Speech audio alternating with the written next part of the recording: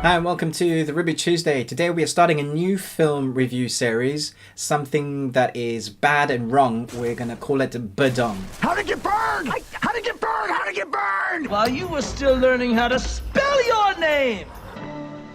Let the girl go! Bad wrong or badong.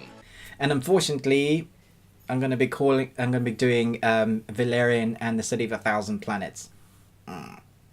So Valerian and the City of a Thousand Planets, I'm just going to call it Valerian from now on because that's a long title to say. It's directed by Luc Besson. Luc Besson, as you know, if you've been watching this channel, I recently did a Luc Besson cinematic masterpieces. So for me to be doing a Badong review is really hard sore for me. He's given us films like Leon, which is Leon or The Professional, The Big Blue, which is amazing, and a film that'll probably be in my top 10 films or top 10 favorite films of all time, The Fifth Element. Valerian is an adaptation comic book series. Let me get their names right. Adapted. That's not a word. Valerian is based on the comic book series by Jean-Claude Mézières and Perry Christian, and that was created in 1967.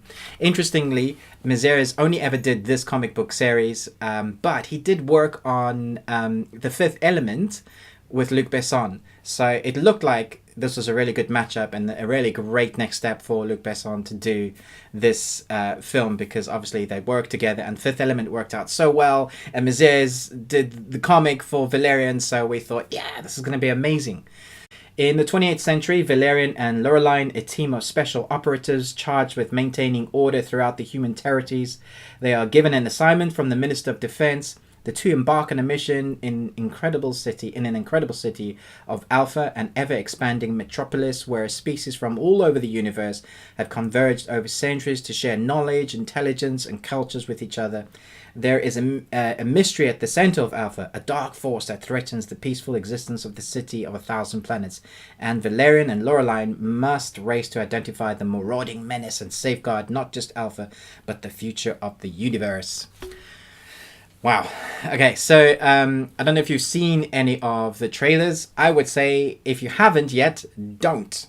Because one of the things in the trailers was that there was this big epic monster thing that is destroying planets, which is not true. There is something that happens to a planet at the beginning of the film, which I'm sure you can gather from the trailer if you've seen one. But again, the trailers are lying to us, which is really annoying because I'm so tired of this. And they give us like 6 or 7 different trailers and clips and they show us everything. But that's beside the point. If you haven't seen the trailer and you're at least interested in the Luc Besson film, don't watch the trailer.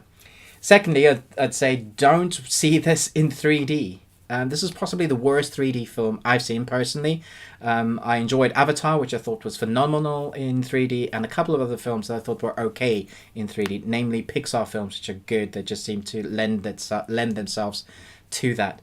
But this hurt my eyes. I was feeling sick a lot of the time. The shots blurred, and annoyingly, for such a visual film, it's the color was really seeped out of the 3D. I would lift my glasses up, and I would see so much more visualization, colorization.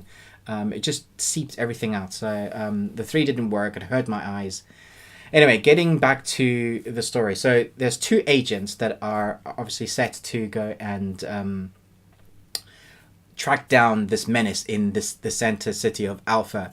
And they are played by Major Valerian, is played by Dane DeHaan. You may recognize him from the film Cure for Wellness. So that was pretty well respected and acted really well. And if you look at his resume on IMDb, he's done really in-depth, heavy-duty films. And his counterpart, Sergeant Laureline, was played by Cara, I think you pronounce it Cara Delevingne, and she was Enchantress in The Suicide Squad. So there's that. The problem for me was that these 2 guys, you were following them throughout the whole film, and you're meant to believe their relationship, so that they have this kind of on and off relationship. He wants to be in a relationship with her, and she's not having any of it, but there's this kind of flirtatious thing that goes on throughout the film, and I just don't buy any of it. They have no on-screen chemistry, and he, for me, didn't hold the role of Valerian. He's meant to be this badass, almost like super cop type person. I just didn't buy him as a badass, and their relationship just didn't play well off on the screen. Thorlin, put your hands back on the joystick. Thorlin, will you please put your hand back on the joystick? There were also some really odd moments in the film choices. So Rihanna plays a shape-shifting pole dancer named Bubble.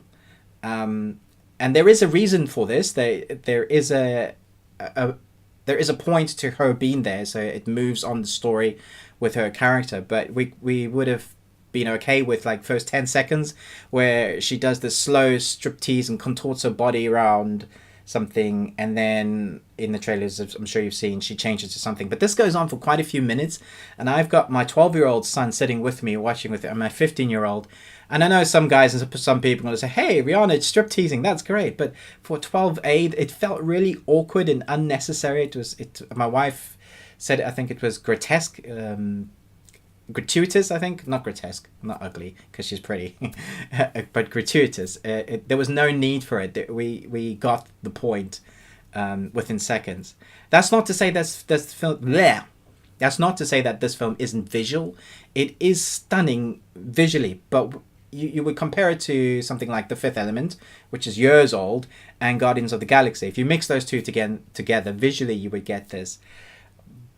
But the story didn't hold its attention, which is really sad. Didn't hold my attention, and I think that's what some others are saying, that the characters didn't play well with each other in this amazing world, and the science fiction did feel really fresh and new. So it's strange that the story didn't work well, or the graphic novel didn't translate well.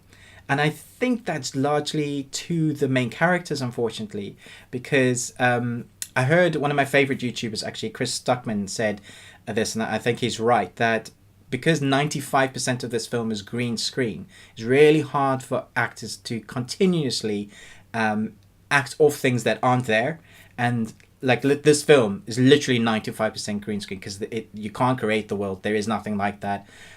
So they literally are acting against green things and puppets and sock things and the whole time. And I think that shows. Unless you've done films a lot in green screen for years and you're used to it, it must be really hard for an actor or actress to do that. So unfortunately, I think that's where a lot of this film lost its momentum. Unfortunately, Luc Besson has done another Lucy, and he's not going to leave it there, because is actually doing Lucy too. So I hate putting this film in the Badong series, and it's the first of my review series for the Badong series, but unfortunately it just didn't play well.